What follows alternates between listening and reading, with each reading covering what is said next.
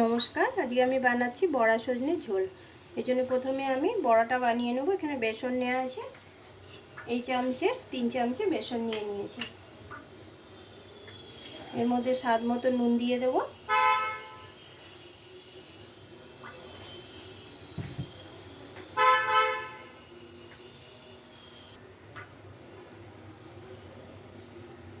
সামান্য একটু হলুদ দিয়ে দেব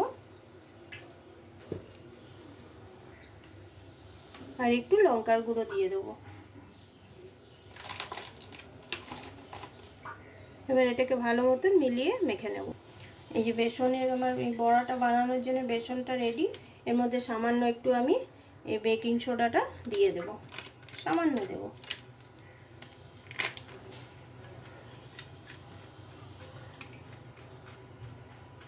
এই যে এতটা দিয়ে মাখিয়ে নেব, তাহলে বড়াটা একটু সফট হবে। বেকিং সোডাটা দিলাম তো, এই জন্য এর মধ্যে একটু সামান্য জল দিয়ে দেব। জল দিয়ে এবার বড়াটা তাড়াতাড়ি বানিয়ে নিতে হবে। কড়াইতে তেল দিয়ে দিয়েছি, সাদা তেল। এবার আমি বড়াগুলো ভেজে নেব।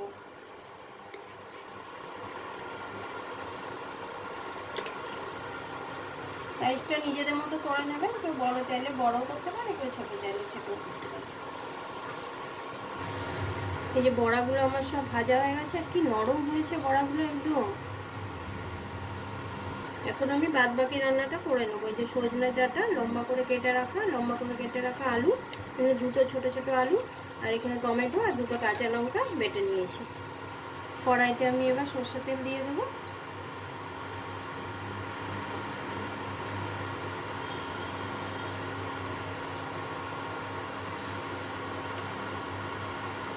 তেলটা গরম হয়ে গেছে, এর মধ্যে আমি এখন 5 ফোড়নটা দিয়ে দেবো।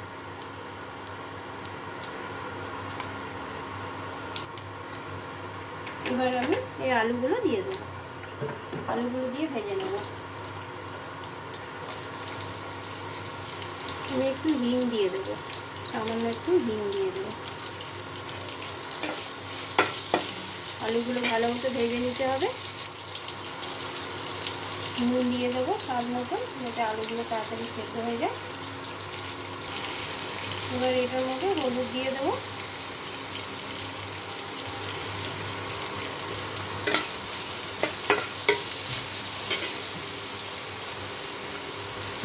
আর এই টমেটো বাটা, টমেটো আর লঙ্কা বাটাটাও দিয়ে দেবো। দিয়ে ভালো মতো মিশিয়ে নেবো। সামান্য একটু জিরে গুঁড়ো আর একটু ধনে গুঁড়ো দিয়ে দিচ্ছি।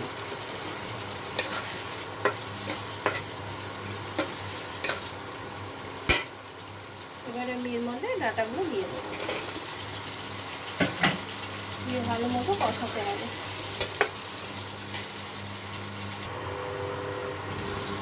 আলু আর ডাঁটাটা মশলার সাথে ভাজা হয়ে গেছে, এবার আমি এর মধ্যে জল দিয়ে দেবো।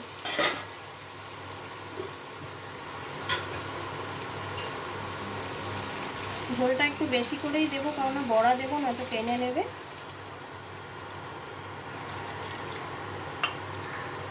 আর 1 কাপ মতন ঝোল দিয়ে দিলাম। এবার এটা ভালো মতো ফুটিয়ে নেব। জলটা অনেকটাই দেওয়া হয়ে গেছে। সবজিগুলো আমার সব সেদ্ধ হয়ে গেছে। এর মধ্যে আমি একটু এই ভাজা মশলাটা দিয়ে দেবো। এটা হচ্ছে গোটা জিরে, গোটা ধনে, মৌরি আর গোলমরিচ। এটা শুকনো করে ভেজে গুঁড়ো করে নিয়েছি। এটা দিলে পরে একটু খুব সুন্দর স্বাদ আসে। এটা একটু দিয়ে দিলাম, আর একটু মিষ্টি দিয়ে দেবো, চিনি। একটু মিষ্টি মিষ্টি লাগবে, ভালো লাগবে খেতে। এবার এর মধ্যে আমি বড়াগুলো দিয়ে দেবো। সব বড়াগুলো দেবো না, রেখে দেবো 2-1টা এমনি খাওয়ার জন্য।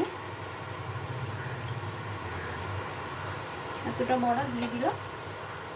ঝোলের সাথে একটু ফুটে যাক, তারপরে আমি নামিয়ে নেবো। ঝোলটা একটু বেশি রাখতে হবে, কেননা বড়ার মধ্যে ঝোল ঢুকে গেলে না একদম শুকিয়ে যাবে।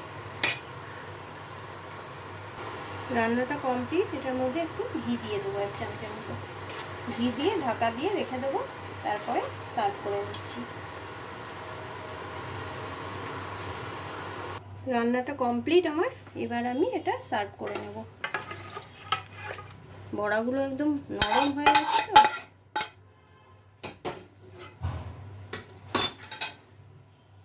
এই যে বড়া সজনের চচ্চড়ি রেডি, মানে চচ্চড়ি ঝোল যা বলা যায়। আর এটা গরম ভাতের সাথে খেতে খুব ভালো লাগবে। আর যদি ভালো লাগে তো একটা লাইক করে দেবেন।